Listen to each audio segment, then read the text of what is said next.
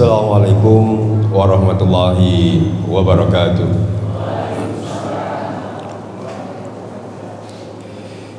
Yang terhormat pimpinan daerah Muhammadiyah Kota Probolinggo, yang kami hormati pimpinan cabang Muhammadiyah Kecamatan Kademangan Kota Probolinggo, pimpinan cabang Aisyah Kecamatan Kademangan Kota Probolinggo, yang kami hormati pula Al-Ustadz Haji Erwin Febriadi Hamzah Esos LC MPDI, serta Bapak Ibu jamaah kajian Ahad petang yang dirahmati Allah. Alhamdulilladzi arsala rasulahu bil huda wa dinil haq liyadhhara 'ala dini kulli wa kafa billahi syahida. Asyhadu an la ilaha illallah wahdahu la syarikalah wa asyhadu anna Muhammadan 'abduhu wa rasuluh. Allahumma shalli 'ala Muhammad wa 'ala ali wa man tabi'ahum bi ihsani ila yaumiddin. Wa qala Allah ta'ala A'udzu billahi minasyaitonir rajim. Ya ayyuhalladzina amanu taqullaha haqqa tuqatih wa la tamutunna illa wa antum muslimun. Bapak Ibu jamaah kajian petang yang dirahmati Allah, mengawali acara pada malam hari ini, marilah kita buka acara ini dengan membaca basmalah bersama-sama. Bismillahirrahmanirrahim. Bapak Ibu yang dirahmati Allah, selanjutnya adalah sambutan yang akan disampaikan oleh pimpinan cabang Muhammadiyah Kecamatan Kademangan kepada Bapak Ainur Rafiq. Dipersilahkan.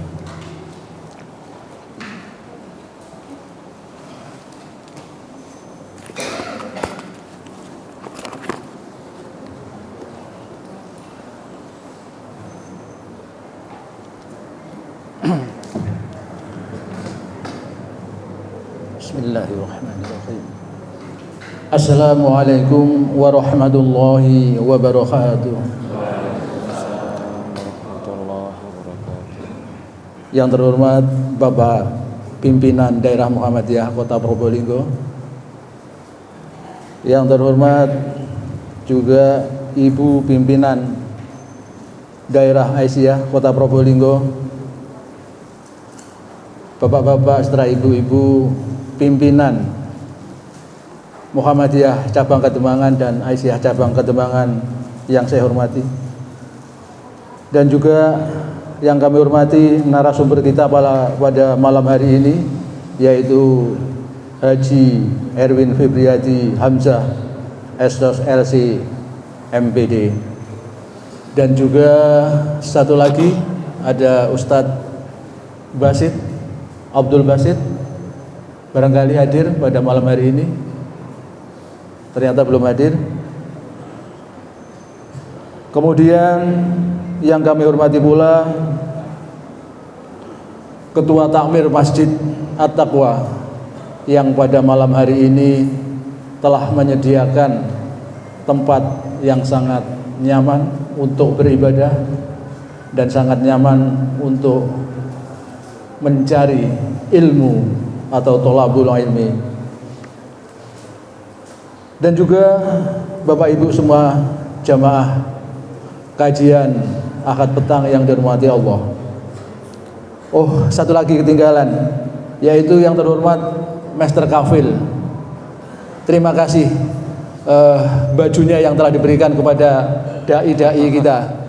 Baju itu nanti akan dibawa mereka ke luar negeri, ke Arab Saudi, juga dibawa keliling ke seluruh wilayah Indonesia, karena yang memakai ini adalah seorang dai atau pendakwah.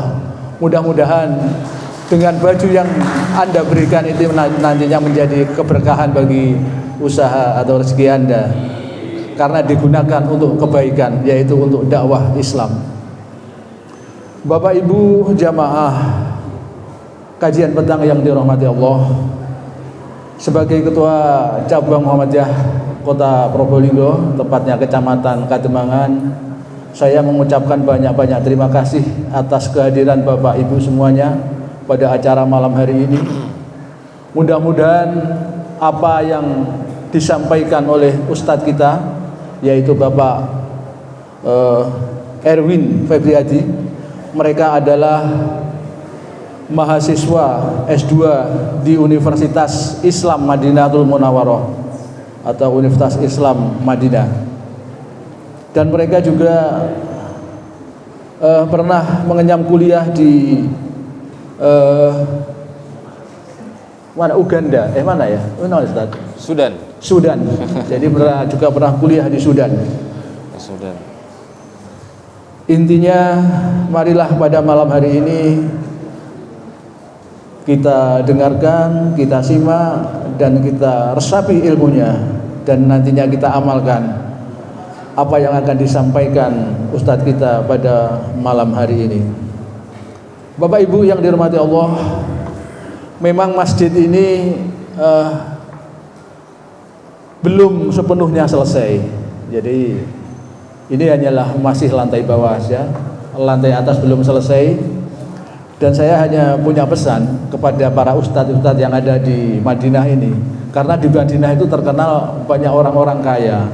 Kadang-kadang mereka itu sulit untuk menyalurkan dananya mereka itu. Nah, untuk itu bila nanti kembali ke Madinah atau mungkin safari ke luar negeri ke Amerika, karena saya dengar kemarin ustadz ini mau ngasih tausiah orang-orang Amerika, veteran Amerika yang sudah pensiun itu, banyak yang mualaf. Kemudian mereka diminta untuk ngasih ceramah di Amerika.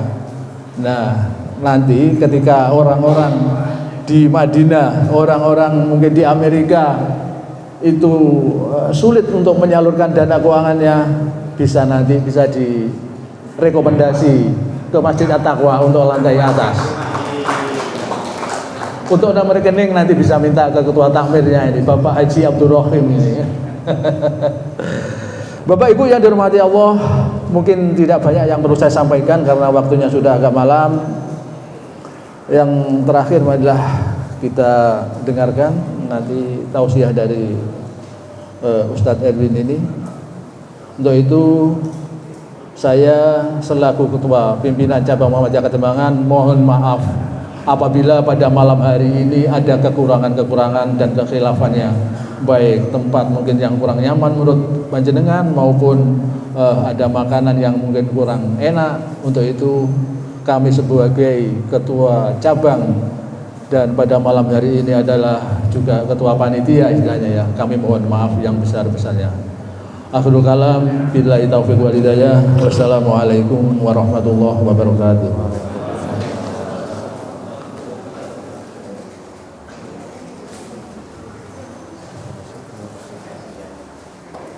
Terima kasih kami sampaikan. Sambutan berikutnya yang akan disampaikan oleh pimpinan daerah Muhammadiyah Kota Probolinggo. Kepada beliau dipersilakan.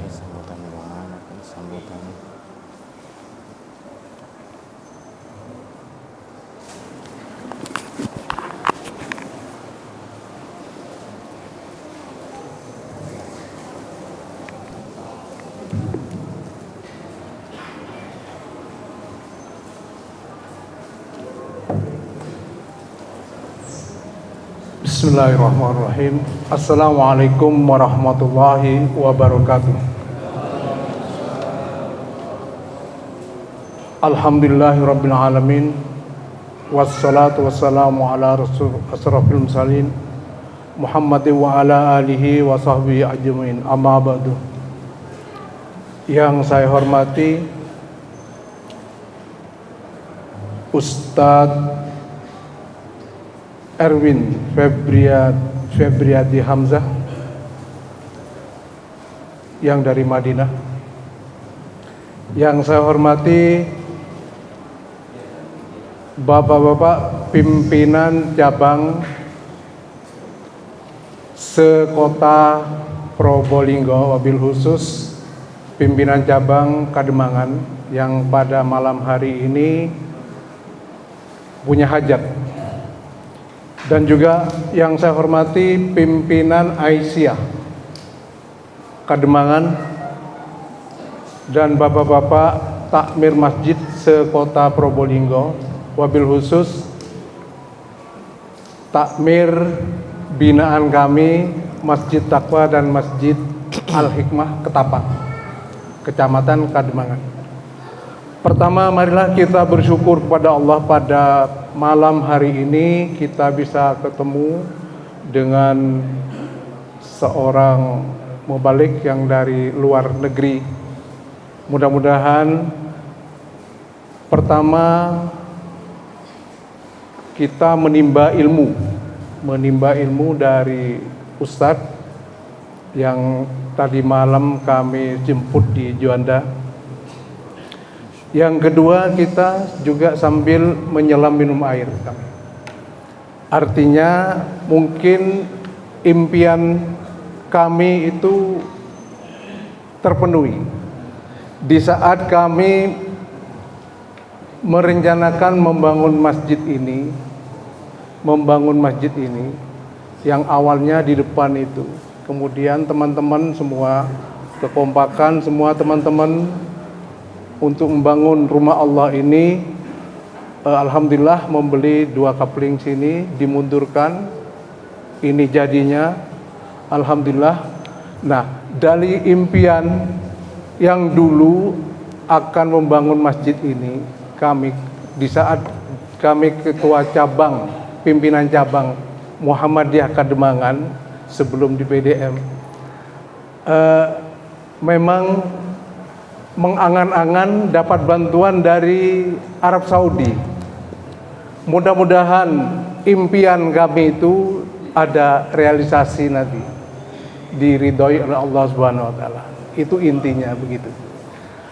Tidak terlalu panjang, kami dari pimpinan daerah Muhammadiyah Probolinggo, Kota Probolinggo banyak-banyak mengucapkan terima kasih kepada semua hadirin yang hadir pada malam hari ini, wabil khusus Mr. Kabil yang banyak membantu kami dengan membangun masjid ini, menjadi donatur beliau. Mudah-mudahan amal ibadahnya diterima oleh Allah Subhanahu wa taala. Dan semua para penyumbang di masjid ini mudah-mudahan dapat surga Allah Subhanahu wa taala. Saya rasa demikian ucapan dari pimpinan daerah. Akhirul kalam, wassalamualaikum warahmatullahi wabarakatuh.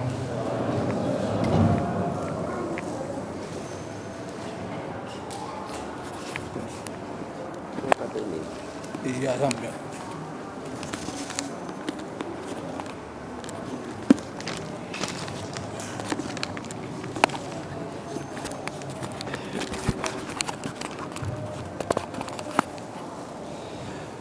Terima kasih kami sampaikan Bapak Ibu yang dirahmati Allah.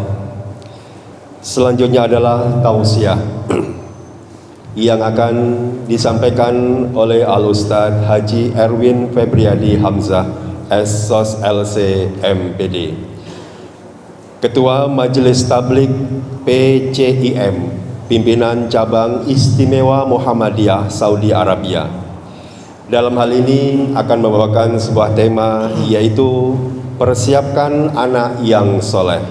Bapak Ibu yang dirahmati Allah, marilah kita bersama-sama mendengarkan kajian yang akan disampaikan oleh Al-Ustadz Erwin Febriadi Hamzah. Kepada beliau kami persilahkan.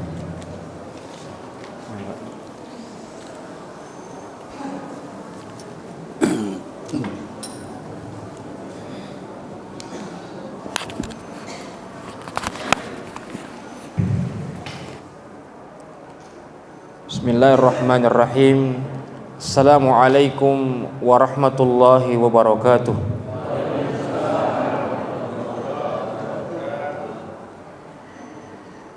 Kalau tuan ke kota Batam, jangan lupa membeli palem. Dengar dari suara salamnya seperti banyak yang belum makan malam.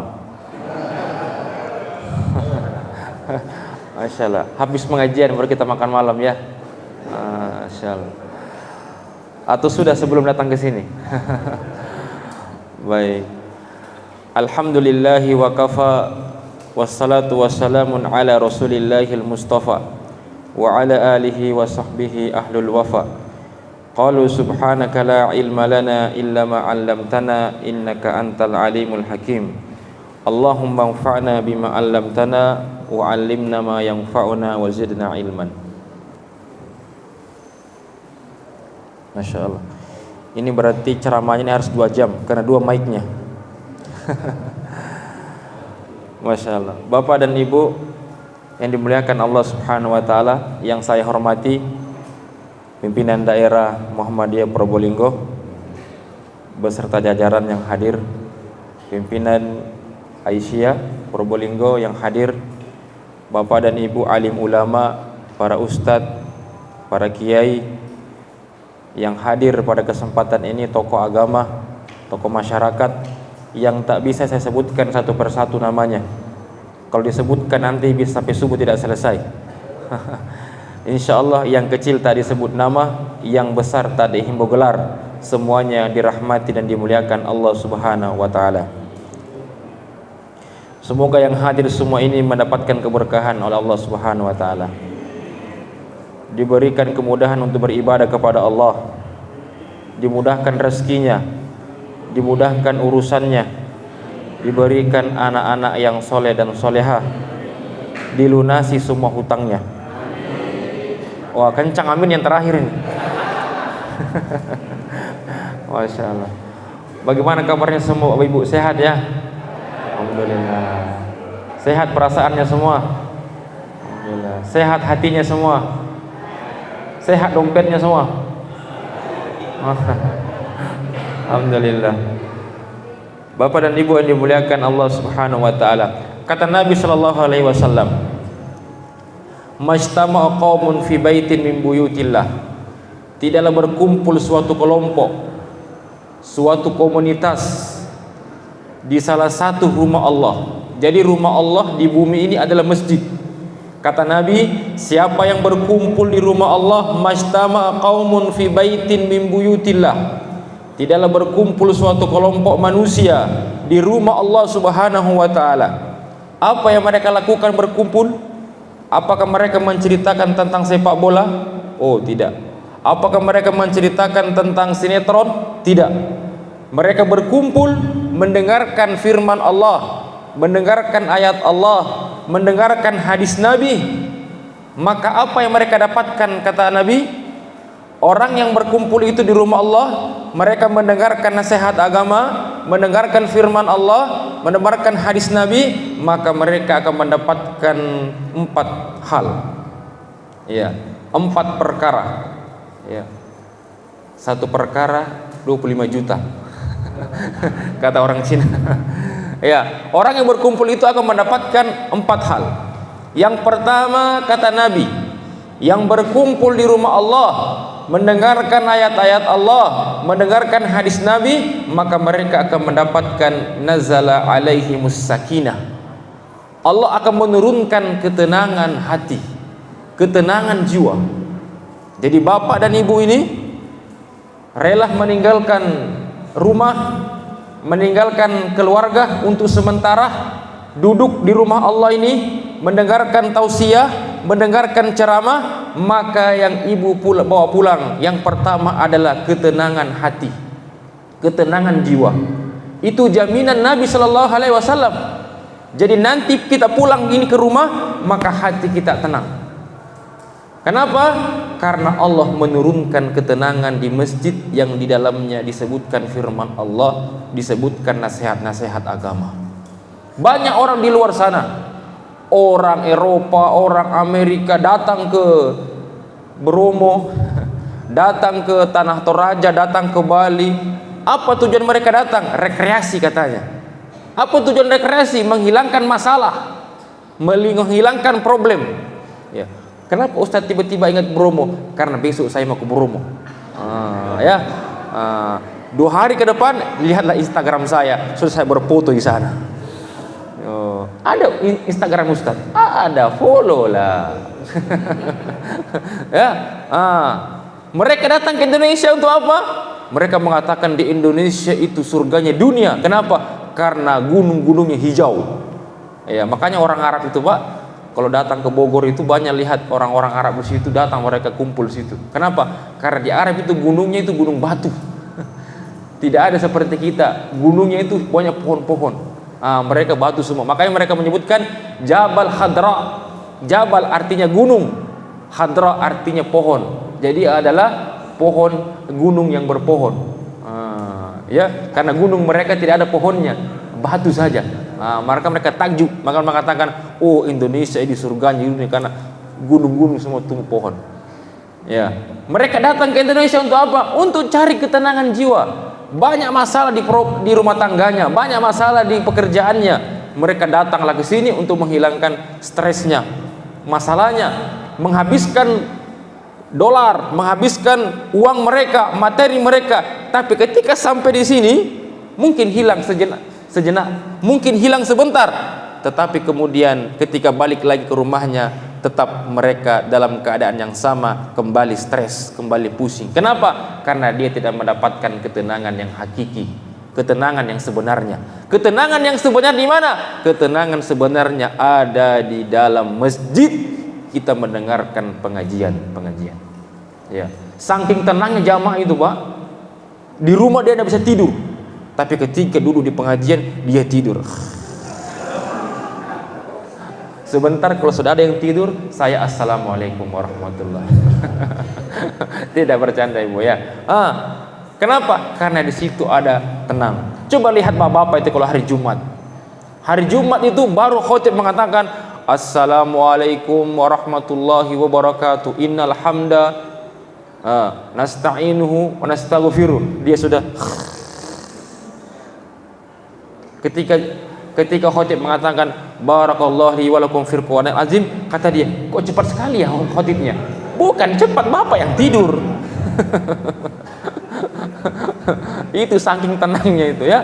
Memang dalam ketika kita berada di masjid, Pak, itu masalah hilang tenang kita. Karena kenapa? Karena kata Nabi sallallahu alaihi wasallam, kalau kalian melewati taman surga, kata Nabi, farta'u, mampirlah. Kata sahabat, apa taman surga itu wahai Rasulullah? Taman surga adalah majelis-majelis ilmu yang ada di rumah-rumah Allah. Inilah yang Bapak Ibu sekarang rasakan. Jadi ibu sekarang ini berada di taman surga dan kita sekarang menikmati taman surga itu. Maka jelaslah kita akan mendapatkan ketenangan hati, ketenangan jiwa. Jadi kalau mau rasakan tenang, maka datanglah ke masjid. Jadi besok-besok kalau ada jamaah di sini, oh berarti ada masalah ya. Tidak, dia berjamaah datang ke sini. Ya, tenang hati kita. Maka kalau ada pengajian, datang. Diumumkan di grup, besok ada pengajian. Ya, datang. Besok diumumkan di masjid, Bapak dan Ibu sekalian, jamaah yang dimuliakan Allah, insyaallah besok malam kita ada pengajian. Ayo kita pergi pengajian. Kenapa? Karena kata Ustadz di situ kita akan tenang. Enggak usah. Malam ini saya ada janji sama teman ngopi saya. Tidak. Kata Pak Ustadz, kalau kita ikut pengajian, hati kita tenang. Kita berada di taman surga. Tidak. Ayo kita pergi ngopi. Saya mau ikut pengajian. Nanti saya bayarkan kopinya. Oke, ayo kita lanjut. Gampang kali dia bayar dengan kopi, ya. Artinya orang yang datang malam ini di sini sudah melewati banyak ujian, sudah banyak melewati cobaan, tapi dia hindarkan semua itu. Maka wajarlah Allah turunkan ketenangan dalam hati kita. Yang kedua, orang yang senantiasa datang pengajian, datang ikut kajian, setelah dia mendapatkan ketenangan, maka dia akan mendapatkan rahmatnya Allah. Rahmatnya Allah. Rahmatnya Allah subhanahu wa ta'ala turun semua pada malam ini. Kita dapatkan semua ini. Kita masuk surga ini bukan karena amalan kita, Ibu. Bukan. Ketika sahabat bertanya, ya Rasulullah, apakah anda termasuk yang tidak masuk surga karena amalanmu? Kata Nabi, iya, saya pun termasuk yang tidak masuk surga karena amalan saya. Lalu apa yang memasukkan kita ke surganya Allah? yang memasukkan kita surganya Allah adalah rahmatnya. Tetapi rahmatnya Allah Pak tidak turun kalau kita tidak ibadah.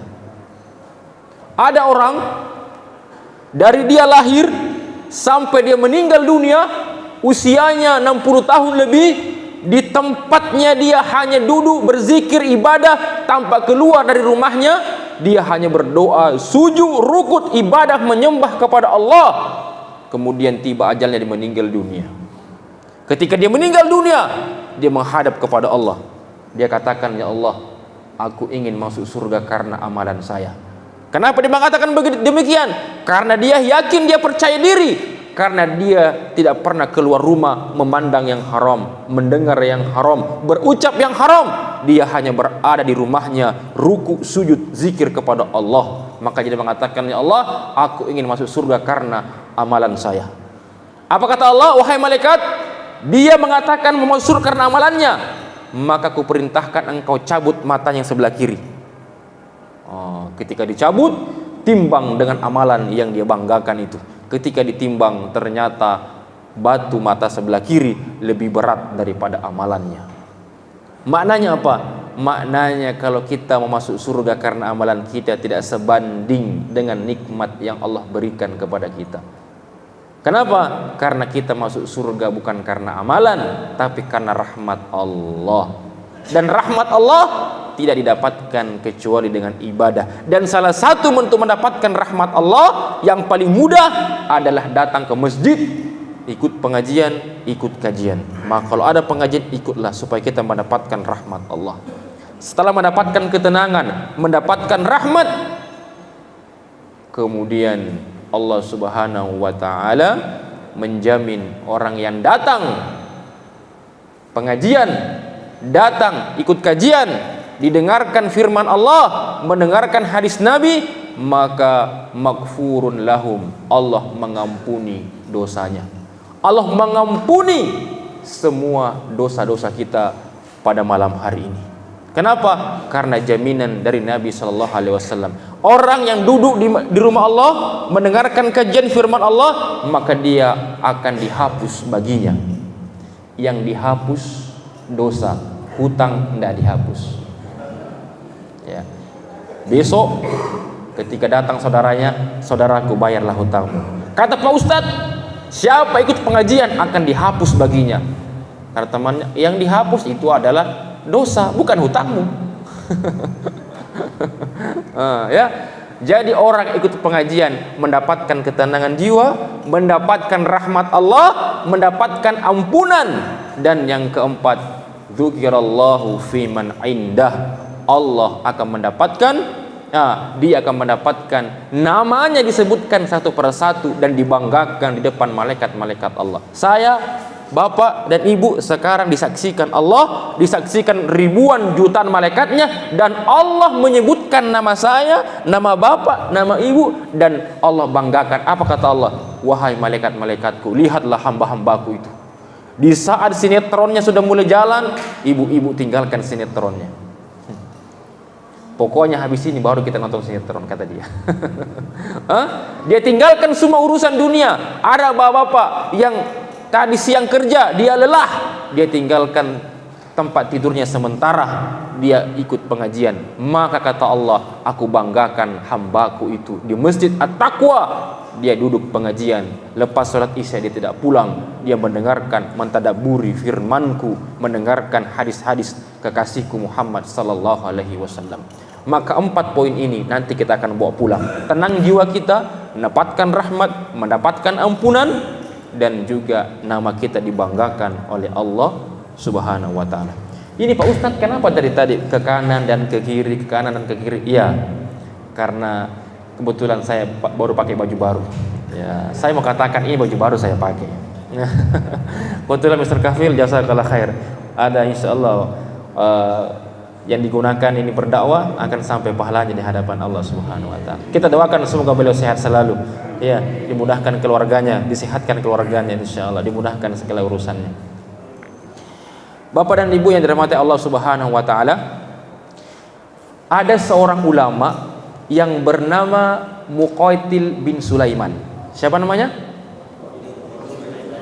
Muqatil bin Sulaiman. Dia ulama yang cukup panjang umurnya, dan dia hidup di zaman di mana dia hidup melewati beberapa khalifah.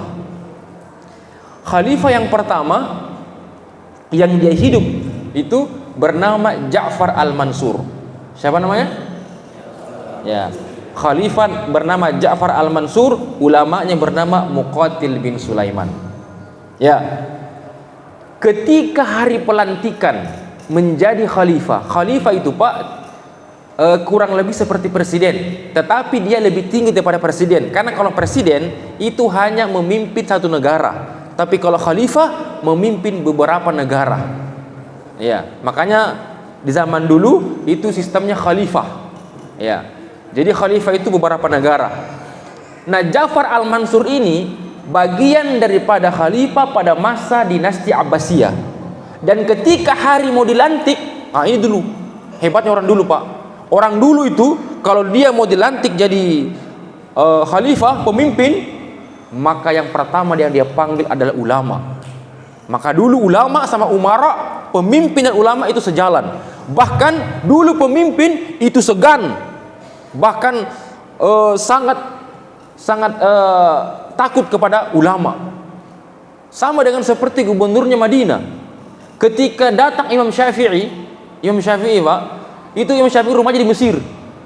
Ketika dia mengatakan, "Mak, saya mau belajar ke kota Madinah, mau belajar kepada Imam Malik." Dulu ada Imam Malik, gurunya Imam Syafi'i. Dia mengatakan, "Mak, saya mau belajar kepada Imam Malik, tolong antar saya ke sana." Diantarlah oleh ibundanya. Sampai di kota Madinah, dia menghadap kepada gubernur Madinah.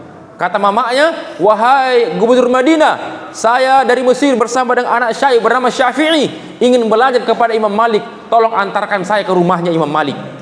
Apa kata gubernur ini? Kata gubernur ini, "Kau suruh saya angkat 2 gunung Uhud, itu lebih mudah dibandingkan saya mau menghadap ke rumahnya Imam Malik." Bagaimana karismatiknya dulu ulama, sangat disegani, sangat ditakuti. Berbanding zaman sekarang, kadang ulama diintimidasi. Tapi bukan di sini, bukan di sini. Di negara lain, di sini tidak. Negara apa? Ya.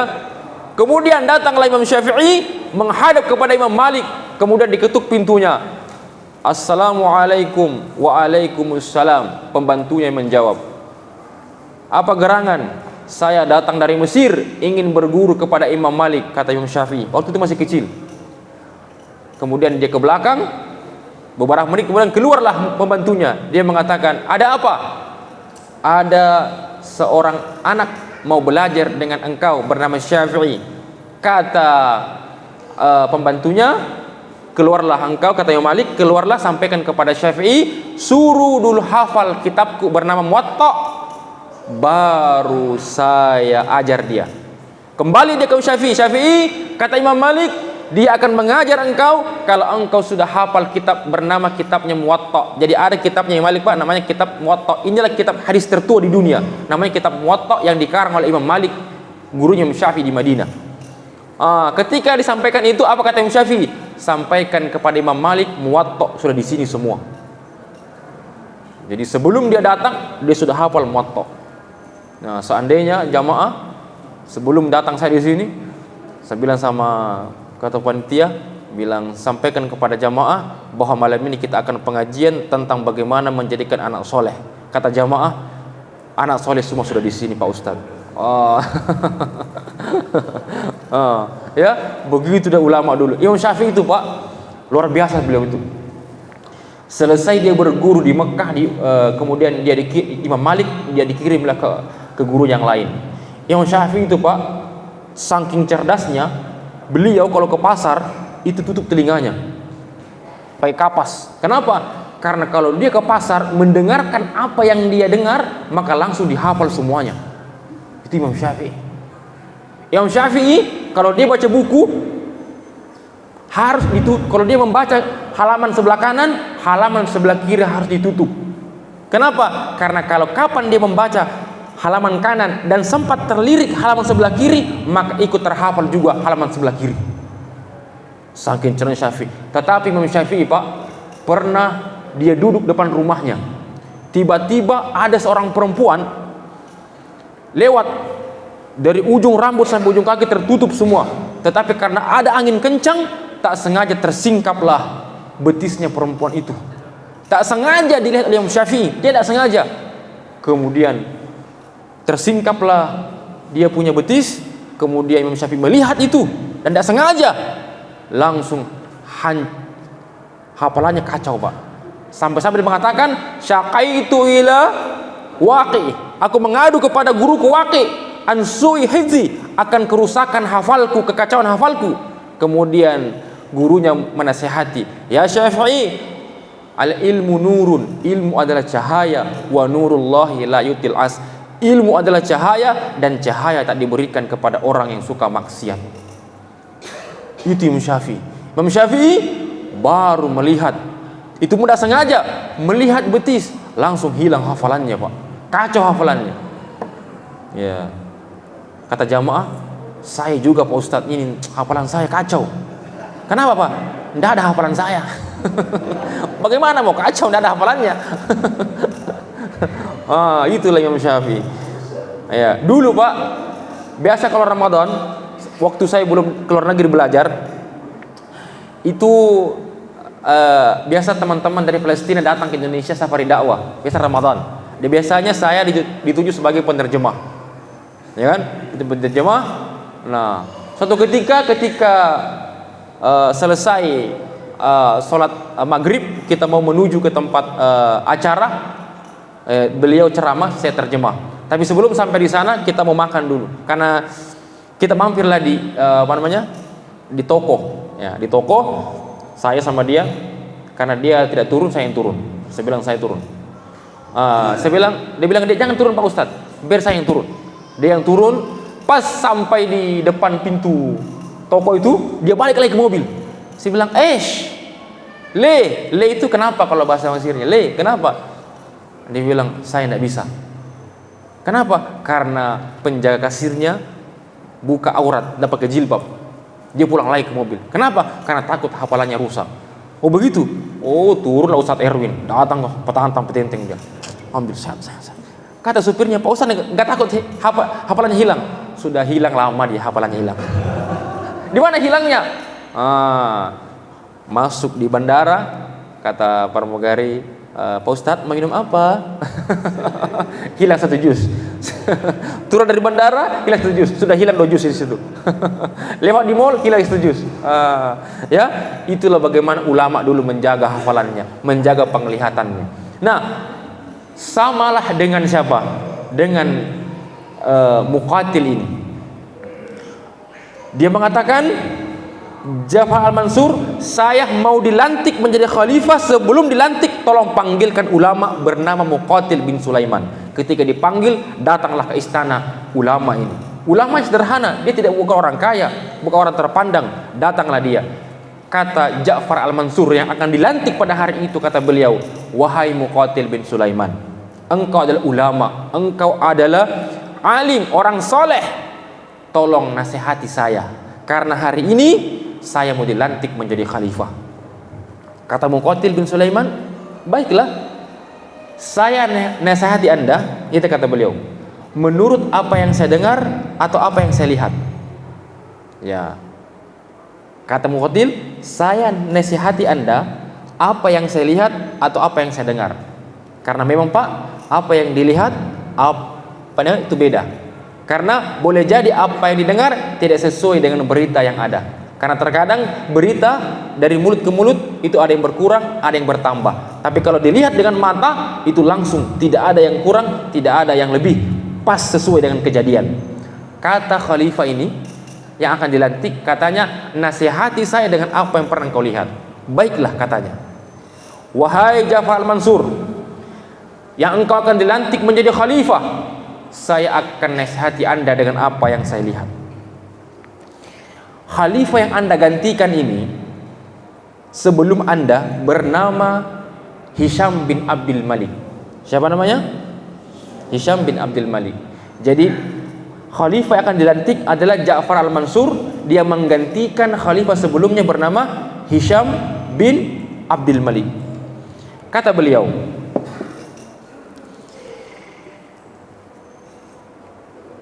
ada raja lagi, khalifah lagi sebelum Hisham bin Abdul Malik, namanya Umar bin Abdul Aziz. Jadi Umar bin Abdul Aziz, Hisham bin Abdul Malik, kemudian beliau Ja'far al-Mansur. Jadi sudah 3 khalifah, 2 khalifah sebelumnya. Kata Muqatil bin Sulaiman, Hisham bin Abdul Malik ketika dia meninggal dunia, dia meninggalkan harta 1 juta dirham, dan dia meninggalkan anak 11 anaknya. Itu setiap orang mendapatkan 1 juta dirham. Dan khalifah sebelum Anda ada yang bernama Umar bin Abdul Aziz, dan telah meninggal dunia. Dia juga meninggal dunia meninggalkan 11 anak. Jadi sama-sama meninggalkan 11 anak. Hisham bin Abdul Malik meninggalkan 11 anak, dan Umar bin Abdul Aziz juga meninggalkan 11 anak. Tetapi Hisham bin Abdul Malik memiliki harta setiap anak mendapatkan 1 juta dirham. Sementara Umar bin Abdul Aziz, anaknya 11, ketika meninggal dunia dia hanya meninggalkan 19 dirham. 19 dirham pun dibagi 2 lagi, dibagi 3. 9 dirham untuk pengurusan jenazahnya, kain kafan, gali kubur dan sebagainya. Jadi 18 dibagi 2, sisa 9. 9 inilah 9 dirham yang dibagi kepada 11 anaknya. Satu anak tidak dapat 1 dirham. Sementara Hisham bin Abdul Malik meninggalkan 11 anak, 1 anak mendapatkan 1 juta dirham. Sampai di sini paham ceritanya? Paham ya? Sebentar kita tanya lagi. Begini naik kalau ceramah depan jamaah yang sudah makan snack, gampang nyambungnya. Ya. Umar bin Aziz memiliki 11 anak. Ya. Dan 11 anak itu dia meninggalkan 18 dirham. 18 dirham, 8 dirhamnya untuk jenazahnya, kali kubur, kain kafan, dan 8 dirhamnya untuk dibagi kepada anak 11. Dan raja setelahnya bernama Hisham bin Abdul Malik, punya anak 11 juga. Kemudian 1 anak mendapatkan 1 juta dirham. Kemudian Muqatil mengatakan, wallahi, demi Allah kata beliau, aku mendapati beberapa tahun yang lalu anaknya Hisham bin Abdul Malik yang 11 itu mendapatkan 1 juta dirham setiap anak. Beliau setiap anak menjadi pengemis di pinggir-pinggir pasar. Sementara pada hari yang bersamaan aku melihat anaknya Umar bin Abdul Aziz yang hanya mendapatkan 8 dirham, itu pun dibagi 11. Mereka menyumbang setiap anak 100 ekor kuda, ada yang menyumbang emas untuk kaum muslimin. Apa rahasianya? Kenapa anaknya Umar bin Abdul Aziz sukses setelah ayahnya meninggal, sementara anaknya Hisham bin Abdul Malik yang kaya raya ditinggalkan oleh ayahnya menjadi pengemis di pinggir-pinggir pasar? Ketika ditanya Umar bin Abdul Aziz, Pak, ketika meninggal dunia, wafat, kata beliau, kau hanya meninggalkan 18 dirham untuk anakmu 11. Apa yang kau tinggalkan untuk mereka? Apa kata dia? Aku memang tidak meninggalkan harta yang banyak untuk anak saya. Saya hanya meninggalkan dia at-taqwa. Bukan mesti takwa ya. At-taqwa. Ini at-taqwa untuk PDM. Takwa. Kata Ibnu Aziz, kalau dia bertakwa kepada Allah, maka Allah akan menolong orang-orang yang bertakwa. Tetapi kalau dia durhaka kepada Allah, dia tidak mengenal Allah, tidak mengenal nabinya, tidak bisa baca kitabnya, Al-Quran, maka Allah akan menghinakan orang-orang yang tidak mengenal Allah Subhanahu wa ta'ala. Itulah yang terjadi kepada anaknya Hisham bin Abdul Malik. Betul, Hisham bin Abdul Malik meninggalkan harta yang banyak untuk anaknya, tapi dia lupa meninggalkan takwa kepada anaknya. Pak Ustadz, kalau begitu apakah salah kalau saya mencari rezeki yang banyak sebelum saya meninggal dunia? Tidak salah. Justru dianjurkan. Kenapa? Supaya anak kita bisa hidup dengan baik dan dia bisa beribadah dengan baik. Tapi jangan lupa, ada yang lebih penting daripada harta. Silakan cari harta, kumpulkan warisan untuk anak-anak kita, tetapi ada yang satu penting. Jangan lupa sebelum meninggal dunia, ajarkan kepada anak kita bagaimana cara bertakwa kepada Allah Subhanahu wa taala.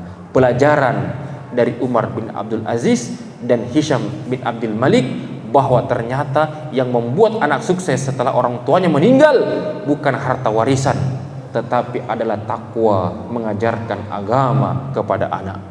Berapa banyak anak orang tua di luar sana memiliki rumah yang besar, mobil yang besar, bini yang besar.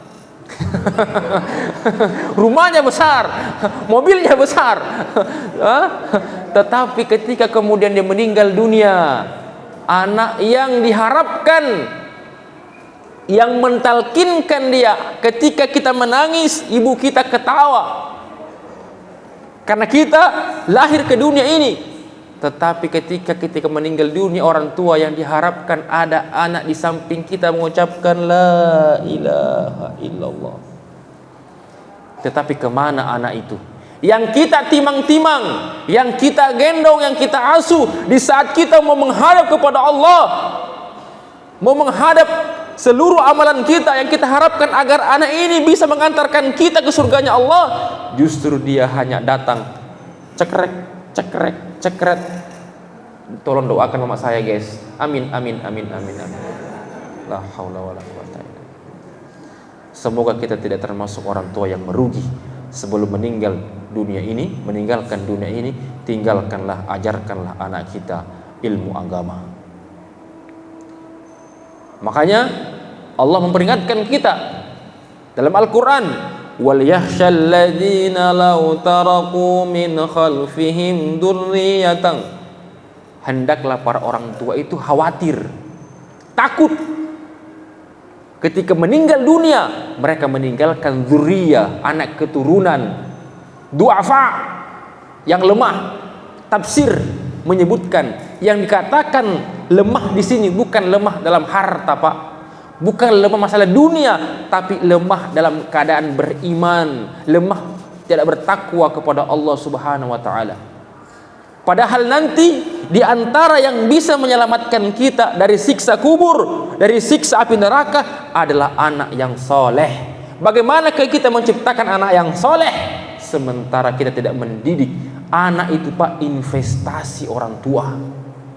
Meskipun kita telah menjadi tulang belulang, santapan cacing tanah, puluhan tahun kita di dalam tanah, sebelum meninggal kita meninggalkan investasi yang paling berharga anak kita. Kita ajarkan bagaimana menyembah kepada Allah, bagaimana dia mengaji, bagaimana dia mencintai nabinya. Maka ketika kita dikubur di alam tanah, dia bangun di tengah malam, dia mendoakan, dia angkat tangannya, ya Allah, aku lahir di bumi ini ya Allah karena ada ibuku, ada ayahku. Ibuku yang mengandung, yang melahirkanku, ayahku mencarikan nafkah kepadaku, aku bisa mengenalmu, aku bisa sujud, aku bisa baca Quran gara-gara kedua orang tuaku, dan sekarang telah kembali kepadamu ya Allah. Maka di malam hari ini aku sujud, angkat tanganku, ampuni semua dosa-dosa orang tuaku ya Allah, lapangkan kuburnya ya Allah, terangi kuburnya ya Allah.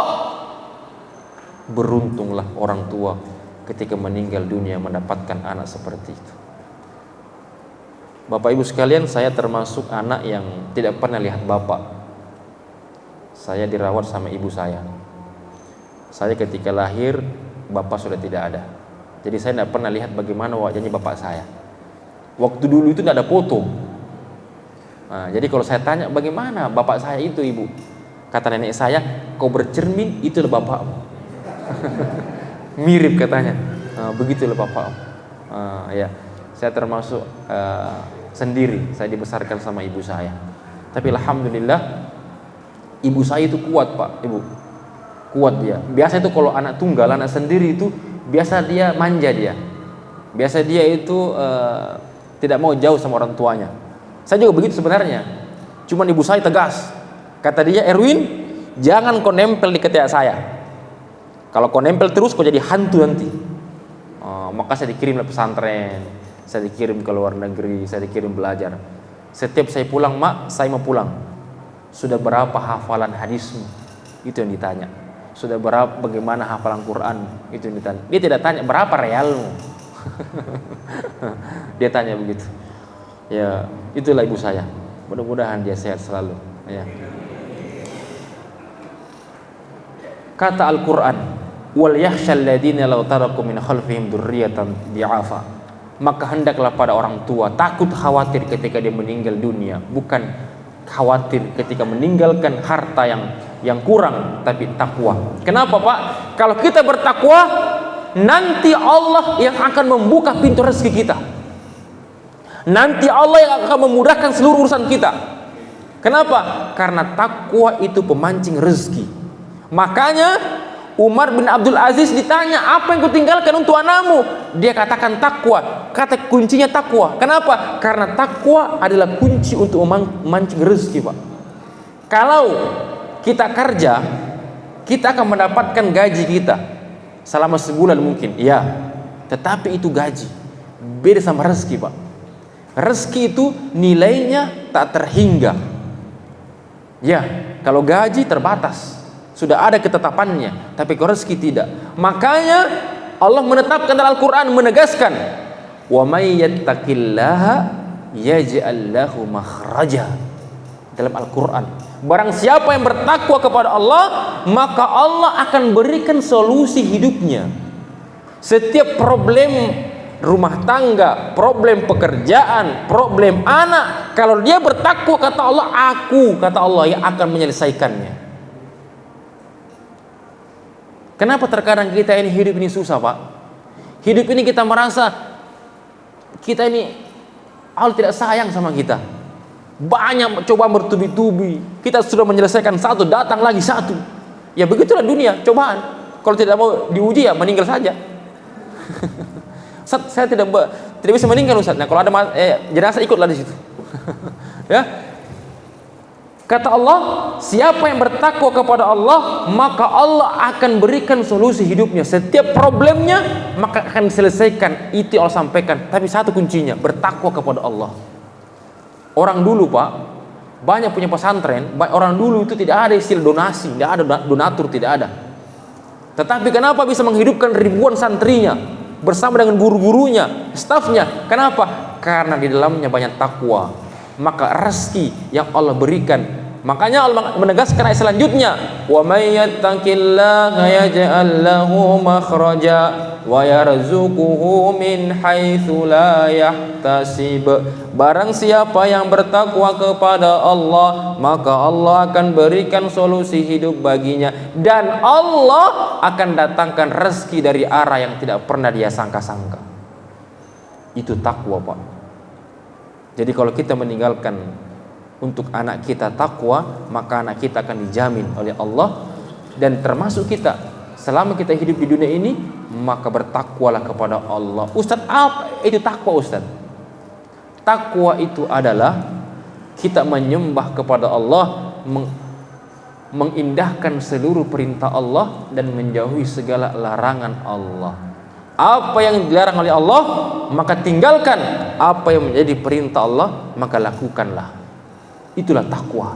Jadi kalau ibu sudah mampu melakukan semua perintah Allah, meskipun perlahan, step by step, pelan-pelan, begitupun dengan meninggalkan segala larangan Allah, pelan-pelan, maka yakinlah ibu termasuk orang yang bertakwa. Maka tunggu, rezeki ibu akan datang dari mana yang tidak disangka-sangka. Ya, itu apa? Kuncinya takwa. Buktinya kita berada di masjid takwa, datang makanan, datang minuman, saya dikasih baju. Itu baru masjidnya takwa. Bagaimana kalau hati kita yang bertakwa? Jadi, maka poin yang pertama malam hari ini, bahwa menjadikan anak yang soleh, maka tinggalkanlah takwa. Makanya, Pak, pesan ulama itu, ada guru saya, dia pernah ditanya sama orang yang baru punya anak, anaknya usia setahun. Kata dia, bertanya kepada guru saya, Syekh, alhamdulillah saya punya anak, Syekh, umurnya setahun. Bagaimana saya memulai mendidik anak saya ini? Kata Syekh, berapa usia anakmu? Setahun. Oh, terlambat sudah. Kata dia, kok terlambat Syekh? Baru setahun ini, belum 2 tahun, belum 10 tahun. Kata dia, memulai mendidik anak, menciptakan anak yang soleh dimulai dari cara memilih ibunya. Ya, saya tidak ajarkan bapak ini memilih ibu yang baru ya. Nanti saya dewa sama ibu. Ini kalau kita punya anak, mungkin di sini masih ada yang belum menikah, laki-laki, maka cara kata Syekh ini, cara untuk mendidik anak yang baik, maka pertama dimulai bagaimana cara memilih ibunya. Artinya apa Bu? Artinya kunci kesuksesan anak ibu ada daripada ibu. Al-ummu madrasatul ula. Ibu adalah sekolah pertama bagi anak. Kenapa? Karena 24 jam anak lebih lama dengan kita dibandingkan bapaknya. Bapaknya keluar cari rezeki, tapi anak bersama kita. Makanya banyak ulama besar, dia tidak punya bapak, tapi dia besar, tumbuh menjadi ulama besar. Hanya seorang ibu yang mendidik dia. Imam Syafi'i hanya ibunya, Imam Bukhari ibunya. Banyak ulama-ulama besar itu meskipun tidak ada bapaknya, ibunya yang mendidik dia seorang diri, tapi anak itu bisa menjadi anak yang luar biasa. Kenapa? Karena ibu kunci daripada. Makanya Pak, saya itu Pak, setiap saya mau ujian, apapun saya lakukan selalu saya telepon ibu saya, Ma, tolong doakan saya, Ma, tolong doakan saya. Sampaikan begitu. Alhamdulillah, saya sudah beberapa negara kuliah, semua beasiswa. Saya termasuk orang pemburu beasiswa Pak. Dari kecil sampai besar, semua beasiswa. Dari madrasah ibtidaiyah sampai selesai, 1% pun ibu saya tidak pernah kasih keluar uang. Kenapa? Karena mungkin berkat doanya dia, saya bisa berprestasi, bisa kemudian mendapatkan beasiswa di mana-mana. Termasuk sekarang S2 di Madinah, itu pun juga beasiswa. Itu karena ibu saya. Nah, oleh karena itu, maka kunci daripada mendidik anak yang soleh, takwa kepada Allah Subhanahu wa ta'ala. Ada seorang pemuda, dia berjalan kaki puluhan kilo. Dia seorang pengembara, dia seorang penuntut ilmu. Dia tinggalkan kampungnya berjalan ratusan kilometer, ingin pergi ke negara tetangga untuk mencari ilmu. Tetapi dia orang miskin Pak. Dia orang miskin, tidak punya uang. Akhirnya dia pergi dengan apa adanya. Karena dia orang yang soleh, pemuda yang baik, pemuda yang soleh, dia senang cari ilmu, menuntut ilmu agama. Dia tinggalkan kampung halamannya menuju ke negeri sebelah untuk cari ilmu. Tetapi di pertengahan jalan Pak, habis bekalnya. Bekalnya habis. Akhirnya dia bertahan sampai 3 hari Pak tidak makan. Di tengah gurun pasir, tidak ada orang yang bisa dimintai tolong untuk apa? Untuk minta makanan, tidak ada. Dia berjalan sampai hari keempat. Kemudian dia melihat di depannya ada sepetak kebun apel. Dan kebun apel itu dipagari. Dan karena saking banyaknya ini buah apel, banyak buah apel ini yang jatuh di luar pagar. Buahnya sangat subur. Ketika jatuh di luar pagar, kemudian ini pemuda Pak, karena dia lapar Pak, itu lapar Pak. Orang kalau lapar Pak itu sudah hilang 2/3 akalnya. Lapar. Makanya itu biasa, makanya Pak dakwah itu sebelum datang Islam, dulu orang-orang kafir Mekah, kalau dia mau mengumpulkan orang-orang kafir Mekah supaya dia disuruh untuk bekerja, maka sebelum disuruh bekerja diumumkan suatu pengumuman, maka orang-orang ini buat makanan, dikasih makan. Setelah dia makan, baru disuruh. Kenapa? Karena memang dakwah itu Pak, dakwah dari kata da'a yad'u, artinya Pak memanggil makan. Ya, makanya kita dakwahnya ada makanan. Ya. Dakwah itu namanya adalah secara bahasa adalah mengundang orang makan. Dakwah. Ya, dakwah. Jadi kalau bapak misalkan punya hutang sama tetangga, kasih makan dulu dia, kasih kenyang dia. Ya, kasih soto, plus kasih kue apa yang tadi malam itu? Kue bikang. Setelah dia kenyang, maukah ibu melunasi hutang saya? Mau. Sudah kenyang dia. Orang Pak kalau sudah kenyang itu enak dia diajak ngobrol. Ya, makanya saya di mana-mana itu kalau ceramah, Pak Ustaz bisa ceramah, sudah makan jamaah? Belum, kasih makan dulu. Kalau sudah makan, enak nyambung ceritanya. Ya, begitu. Ya. Ini pemuda, Pak, meskipun dia pemuda soleh, pemuda yang taat, tapi perutnya lapar, 4 hari belum makan, Pak. Ketika dia melihat sepetak kebun apel, dan kebun apel itu di dalam pagar banyak, dan ada juga yang jatuh di luar pagar, akhirnya mengatakan, aku makan saja ini. Ketika dia mengambil, karena sudah saking laparnya, dia makanlah buah apel itu. Ketika dia kunyah setengah apel itu, kemudian tersadar dia. Dia katakan, ini buah apel punya siapa? Apakah punya orang yang mengikhlaskan saya makan apa tidak? Karena dia orang yang soleh, orang yang baik, pemuda yang baik. Akhirnya dia pergi ke tengah-tengah kebun, dia teriak, siapa yang punya kebun ini? Siapa yang punya kebun ini? Di tengah teriakan itu muncul suara dari dalam kebun. Dia mengatakan, ada apa wahai pemuda? Dia bilang, saya sudah makan buah apel ini setengah. Kau yang punya kebun ini? Dia bilang, bukan, saya penjaganya. Kenapa? Saya tak sengaja makan ini setengah buah apel, ini setengahnya. Kata dia, maukah engkau ikhlaskan apa yang masuk dalam perut saya? Kata penjaga kebun ini, saya tidak bisa, karena bukan saya pemiliknya, saya penjaganya. Kata pemuda ini, tunjukkan di mana rumahnya. Kata orang ini, penjaga ini, rumahnya kalau kau dari sini jalan kaki, itu sebulan baru sampai. Kau pulang lagi, 2 bulan pulang pergi. Dia pikir, waduh, jauh juga ini. Tapi dia pemuda yang baik, pemuda yang soleh. Dia mengatakan, lebih baik saya jalan 2 bulan pulang pergi daripada saya dibakar di api neraka gara-gara sepotong apel ini. Akhirnya dia jalan, Pak. Sebulan dia jalan.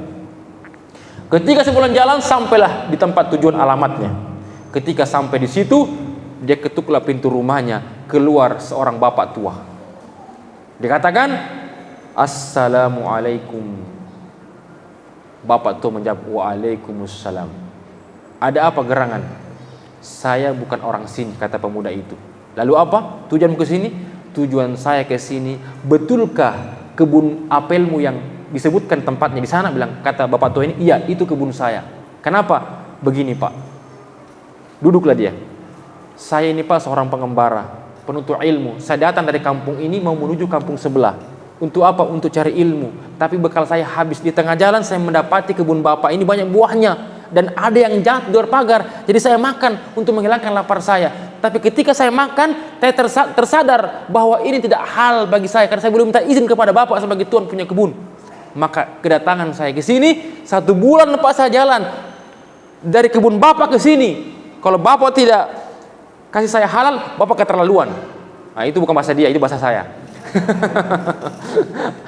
Kata pemuda ini, tolong ikhlaskan apa yang telah masuk di perut saya. Setengahnya masih ada, ini kalau kamu ambil. Ketika sampaikan begitu, kata anak muda ini, kata bapak ini, masuk dulu rumah saya. Masuk di ruang tamu. Kemudian setelah itu dia sampaikanlah, wahai anak muda, saya mau ikhlaskan apel yang kau makan di perutmu itu dengan syarat. Wah, ada syaratnya nih. Pak, ini cuma sepotong, Pak, ini. Kata dia, tidak, kalau terserah kau mau ikuti syaratnya, atau kau akan dibakar di neraka gara-gara sepotong apel yang kau makan yang punya saya, yang saya tidak halalkan. Karena dia pemuda yang baik, Pak, pemuda yang saleh, dia taat. Dia katakan apa? Baiklah, sebutkan syaratnya apa. Kata bapak ini, baiklah, syaratnya adalah kau nikahi anak gadis saya. Tadi pemuda loyo, Pak, langsung semangat dia. Ini namanya sudah jatuh ketimpa duren. Ketimpa tangga. Wah, saya hanya makan buah apel setengah, tapi disuruh nikah sama anak gadisnya. Dari mana rezeki seperti ini? Ya. Kata tua bapak itu ini, jangan senang dulu anak muda. Ya, karena dia sudah semeringan, maka jangan senang dulu. Kenapa, Bapak? Anak saya ini yang akan kau nikahi, sebagai syarat saya ikhlaskan buah apel itu. Pertama, anak saya ini tuli, tidak bisa mendengar. Dia buta, tidak bisa melihat. Dia lumpuh, tidak bisa jalan. Dan dia bisu, tidak bisa ngomong. Yang tadinya dia semeringah, langsung apa enaknya kalau begitu? Sudah tuli, sudah bisu, sudah buta, sudah lumpuh. Tetapi karena dia pemuda yang soleh, Pak, paham agama, Dia tidak mau hanya gara-gara sepotong apel ini dimasuk neraka, disiksa ribuan tahun. Dia mengatakan, oke lah kalau begitu saya akan nikahi anak bapak. Singkat cerita, dibuatlah acara resepsi. Dipanggil 2 saksi, ada bapaknya perempuan itu yang punya kebun, kemudian ada anaknya dalam kamar menunggu. Kemudian dibuatlah acara, ada maharnya. Kemudian setelah itu ijab kabul. Sah pada hari itu juga dia menikah sama anak pemilik kebun apel ini yang tadi cacat 4 itu. Karena dia sudah tahu ini istrinya banyak kekurangannya, dia tidak semangat. Kata mertuanya yang tadi punya kebun, wahai menantuku, dia panggil menantu, suruh menantu, wahai menantuku, silakan pergi lihatlah istrimu di dalam kamar. Karena dia sudah tahu ini istri seperti apa, ya dia datanglah tetap. Karena dia sebagai seorang suami, maka sudah punya tanggung jawab terhadap istrinya. Dan di antara tanggung jawab suami pertama kali ketika ijab kabul adalah mendatangi istrinya dengan membacakan doa untuk istrinya. Dia kemudian mengarah jalan kaki menujulah ke kamar istrinya. Dia seorang yang faham agama, dia tahu bahwa istri tidak bisa mendengar, tidak bisa berucap, tetapi dia tetap mengucapkan salam sebagai bentuk pertama kali masuk ke kamar istri ketika pengantin baru. Saya kira Bapak juga begitu dulu ya. Baru pengantin ketuk, assalamualaikum Adinda, ya, atau welcome, ketuk assalamualaikum. Pemuda ini mengucapkan assalamualaikum meskipun dia tahu dia tidak bisa mendengar, tidak akan ada jawaban salam karena dia bisu. Tapi dia pemuda yang faham agama, dia berharap semoga hatinya bisa menjawab salam saya.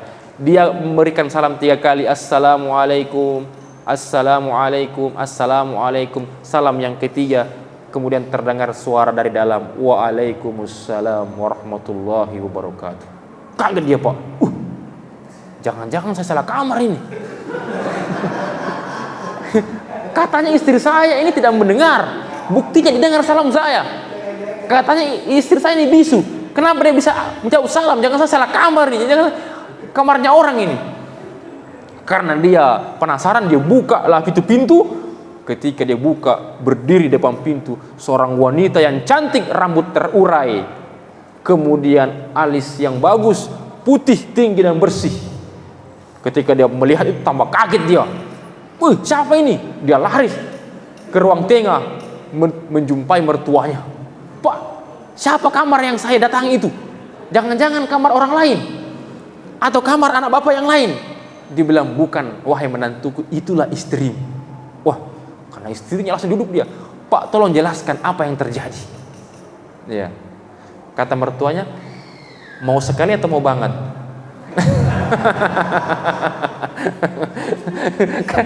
Kata mertuanya, wahai menantuku, duduklah di depan saya. Saya minta maaf sebelumnya. Saya berbohong kepadamu. Saya mengatakan, kenapa anak saya mau nikahkan dengan engkau dengan syarat cacat itu? Karena saya yakin pemuda seperti engkau tidak ada lagi di dunia ini. Bayangkan, kau hanya makan 1,5 apel saya, kau rela jalan kaki 2 bulan pulang pergi hanya untuk meminta keikhlasan daripada sepotong apel yang kau makan itu.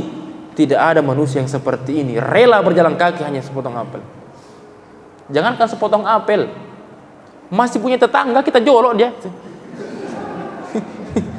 Pak Ustadz nggak apa-apa, itu mangganya menyeberang ke pagar saya, itu punya milik saya juga. Oh, bukan begitu konsepnya. Apalagi yang sudah jatuh di luar pagar, dalam pagar tetangga masih diambil sama dia. Tapi bukan di sini, bukan jamaah di sini, jamaah sebelah sana.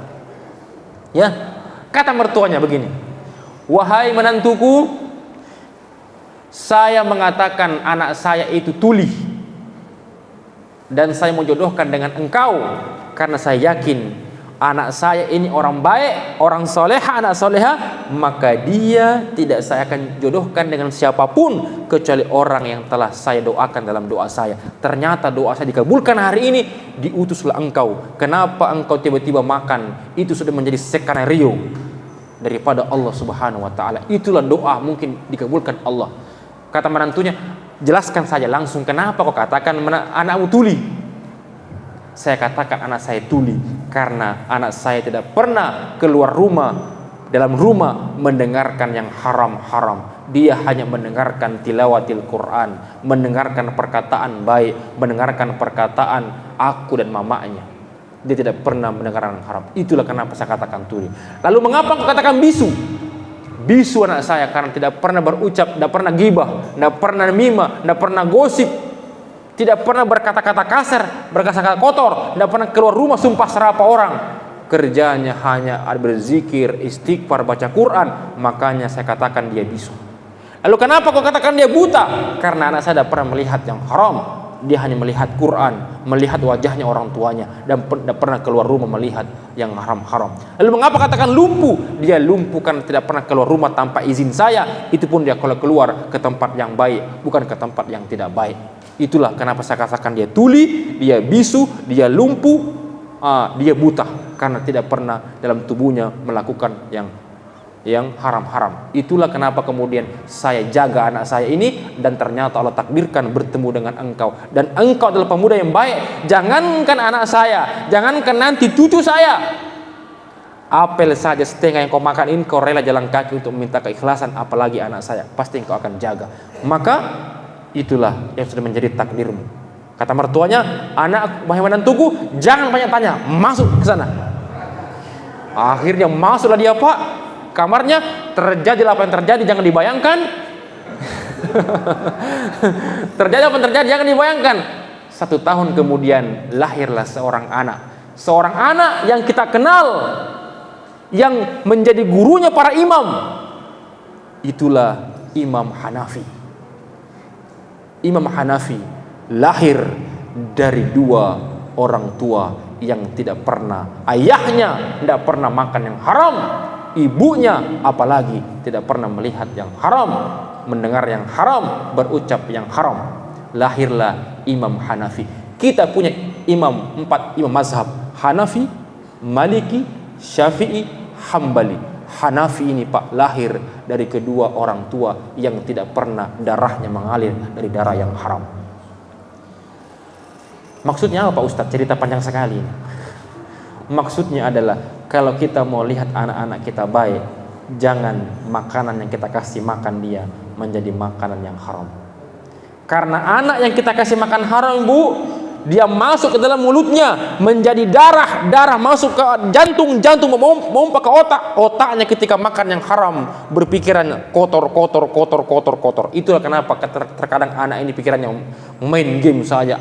Boleh jadi mungkin ada secuil sedikit dari makanan yang haram. Jadi tugas orang tua kalau ingin menjadikan anak kita yang soleh, carikanlah anak kita dari makanan yang halal, meskipun sedikit, yang penting berkah, karena itu akan menjalar dari datang dia. Maka benarlah kata Allah Subhanahu wa taala melalui firman nabinya. Apa kata Allah Subhanahu wa taala melalui Rasulullah sallallahu alaihi wasallam?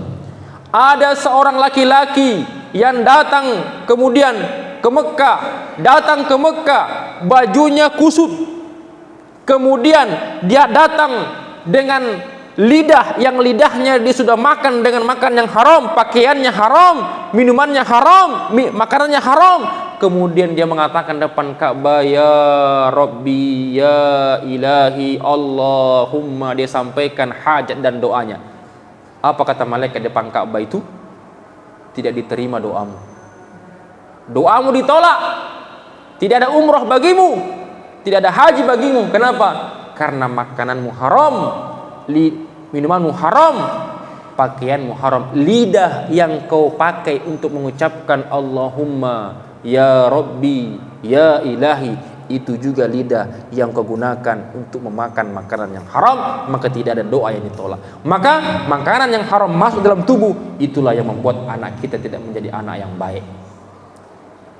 Maka tugas kita sebagai orang tua adalah carilah nafkah untuk menghidupi anak kita dari rezeki yang halal. Supaya apa? Supaya kita bisa menciptakan anak yang soleh dan soleha.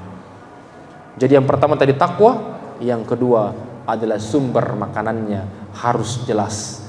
Jangan kita kasih makan anak kita dengan makanan yang halal, yang haram, karena itu yang akan menyebabkan dia menjadi anak yang tidak baik. Sifatnya sifat seperti binatang. Kenapa? Karena dia makan dari makanan yang haram. Yang ketiga, yang terakhir. Tadi saya mulai jam 7.30, sekarang 8.29, pas 60 menit sebagaimana yang tertulis di botol aqua 600 ml. 1 jam, ya. Maka yang terakhir Bapak Ibu sekalian, saya tidak berpanjang-panjang karena ini sudah larut malam. Yang terakhir agar kita menjadi anak yang saleh dan soleha adalah ad-du'a, doa. Ya. Ad-du'a'u silahul mu'min. Doa adalah senjata orang beriman. Jadi doanya ibu, bapak di tengah malam, doanya ibu ketika tahajud, ketika duha, jangan lupa doakan anak kita. Karena doa ibu langsung tembus di hadapan Allah Subhanahu wa taala ketika mendoakan anaknya. Tidak ada perantara doa seorang ibu ketika dia mendoakan anaknya. Ya Allah, ada anak saya ya Allah, di luar kota dia kuliah ya Allah. Selamatkanlah dia dari narkoba, selamatkanlah dari pergaulan bebas ya Allah. Aku titipkan anakku kepada Engkau ya Allah, karena Engkau sebaik-baik pelindung ya Allah. Jaga anak saya ya Allah. Aku tidak bisa menjaga 24 jam ya Allah, karena jiwa dan raganya ada di genggamanmu ya Allah. Aku titipkan anakku kepada Aku. Jadikan dia anak-anak yang baik, anak yang soleh, yang nanti menjadi penyejuk hati saya. Bahkan orang tua ketika mendoakan anaknya, ya Allah jadikan anak saya penghafal Quran, maka yakin ketika anak kita hafal Quran, maka ibu yang paling berbahagia nanti. Ketika nanti di surga ada sekelompok manusia, orang tua, perempuan dan laki-laki, dipanggil khusus oleh malaikat, VVIP surganya. Ketika dipanggil, kemudian siapa mereka? Kata malaikat, mereka adalah orang tua yang anaknya hafal Quran ketika di dunia. Maka mereka mendapatkan taj, mahkota yang tidak diberikan kepada orang tua yang lain. Itu bagi orang tua yang masuk surga yang anaknya berhasil hafal Quran ketika dia meninggal dunia. Jadi nanti bapak, kalau bapak ibu masuk surga, maka tolong cari saya, karena tidak ada jaminan ustadz masuk surga duluan. Boleh jadi saya duluan, bawa belakangan, atau bawa belakangan saya duluan. Sama aja katanya kalau gitu. Nanti kalau ibu masuk surga, tolong kita saling mencari, ya. Ketika ibu bawa masuk surga, dicarilah saya. Mana itu dulu ustadz yang ceramah di Probolinggo itu, yang datang dari Madinah itu? Dia katanya harus begini, harus bertakwa. Dia sendiri ada di surga. Kata malaikat, coba kau cari di neraka. Jangan-jangan ustadz itu hanya bicara saja, akhirnya di neraka dia. Akhirnya beberapa jamaah takwa cari di neraka. Dicari, tidak ada dia. Kemana ustadz ini, Ustadz Erwin ini? Di surga tidak ada, di neraka tidak ada. Padahal cuma 2 tempat di akhirat, surga dan neraka. Kenapa di surga tidak ada, di neraka tidak ada? Kemana dia? Apa dia nyangkut di Probolinggo? Oh, tidak mungkin. Dicari, ternyata ketika jamaah mencari di neraka tidak ditemukan, di surga temukan. Ternyata datang jamaah, datang malaikat mengatakan, oh, Ustadz Erwin ada di surga VVIP dia. Insya Allah semua kita berada di surga Firdaus, insya Allah. Amin ya rabbal alamin. Bapak dan Ibu dimuliakan Allah Subhanahu wa taala, demikianlah yang bisa sampaikan, kurang lebihnya mohon dimaafkan. Mudah-mudahan apa yang kita kaji, yang kita dengar, ini semuanya bisa bermanfaat untuk kita semuanya. Amin ya rabbal alamin. Baik. Mudah-mudahan kita diberikan kesehatan, diberikan kekuatan untuk senantiasa istiqomah kepada agama ini, dimudahkan seluruh urusan kita, pekerjaan kita, dimudahkan rezeki kita diberikan, dititipkan kepada diri kita anak-anak yang soleh dan soleha.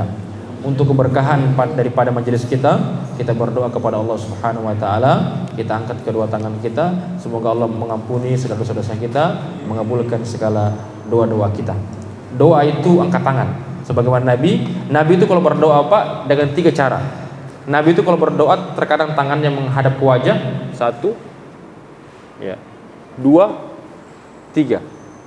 1, 2, 3. Nah, itu ketika Nabi berdoa. Jadi Nabi itu berdoa apa? Nabi dijamin surga, dijamin diampuni dosanya, tapi ketika berdoa diangkat tangan.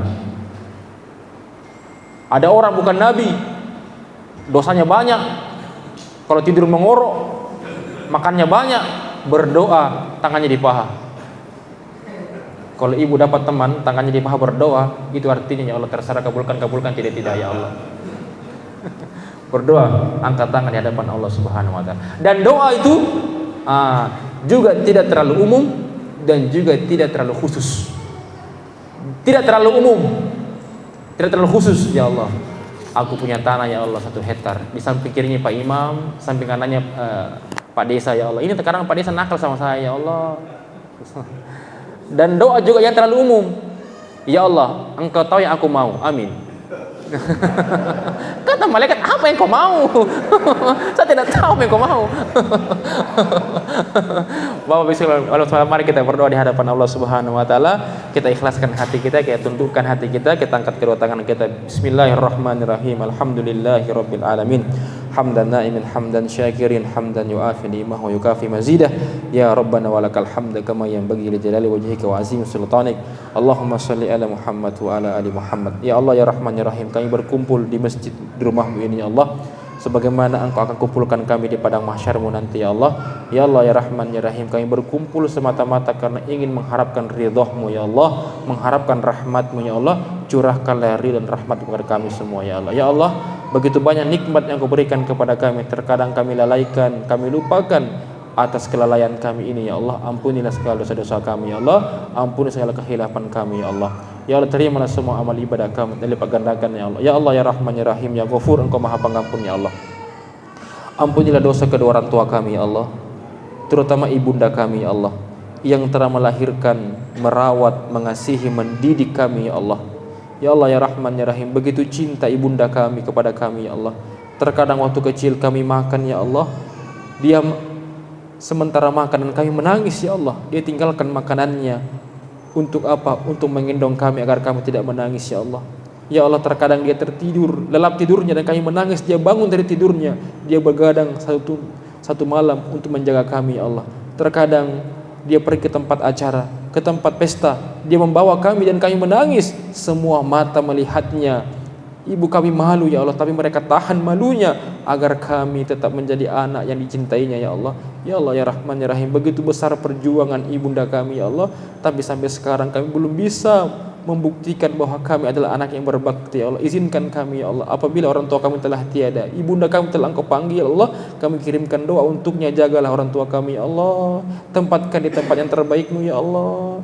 Masih banyak bakti kami yang belum kami berikan kepada kedua orang tua kami, tapi telah kembali kepadamu ya Allah. Izinkan kami melalui doa-doa kami sampaikan agar Engkau mengampuni semua dosa-dosa kedua orang tua kami, terutama ibunda kami ya Allah. Ya Allah ya Rahman ya Rahim, apabila ayahanda kami, bapak kami mencari rezeki, ada sedikit yang masuk di dalam pencarian rezeki yang tidak halal, tolong maafkan ya Allah, tolong ampuni ya Allah, maafkan dosa-dosa kedua orang tua kami, ayahanda kami ya Allah. Ya Allah ya Rahman ya Rahim, Ya Jabbar, Engkau yang Maha Kuasa ya Allah.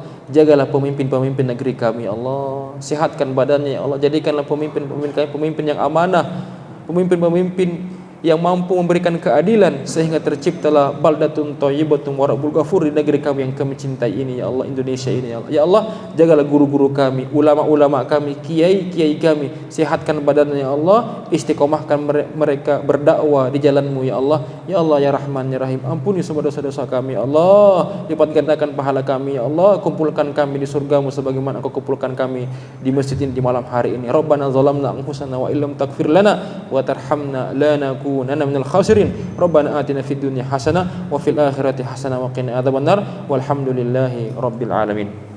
Demikian, semoga ada manfaatnya kepada kita semuanya. Kekurangannya datang dari saya dan dari syaitan. Nasr minallah fatun qarib wa basyiril mu'minin fastabiqul khairat. Kalau Tuan memakan pepaya, tolong belikan saya satu. Wabillahi taufiq wal hidayah. Wassalamualaikum warahmatullahi wabarakatuh.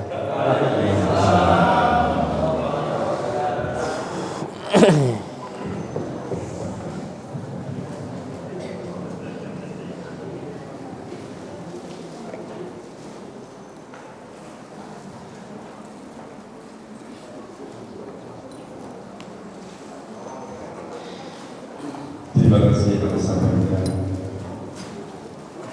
Bapak Ibu yang diberkahi Allah, diberkahi tausiahnya